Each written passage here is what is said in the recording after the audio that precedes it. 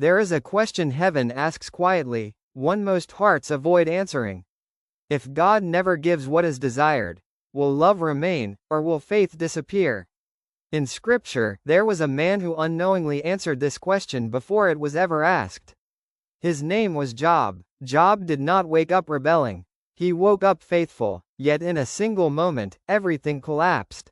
Wealth vanished, children were gone, health followed, and still, God remained silent. No explanation, no reassurance, no promise of restoration, only loss. And that is where faith is exposed. Because faith that survives only when prayers are answered is not faith, it is a transaction. Job sat in ashes, his body broken, his heart bleeding, and said words that still shake the heavens. Though he slay me, yet will I trust him.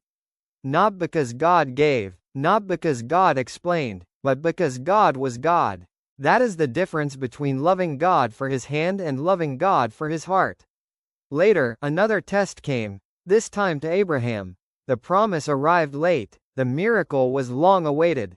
Isaac was everything. Then God spoke again, give him back, not because God wanted Isaac dead, but because God wanted the answer to a deeper question.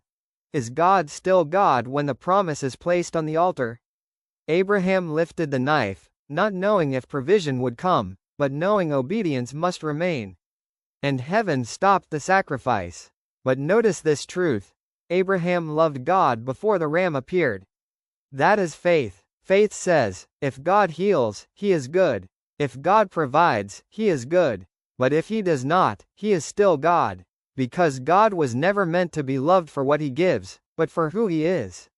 So the question returns, quietly, personally, if the door never opens. If the prayer remains unanswered. If the desire stays unmet. Will God still be enough? Because the purest faith is not proven in blessing, it is revealed in surrender. And heaven still watches for those who love God even when the miracle is delayed.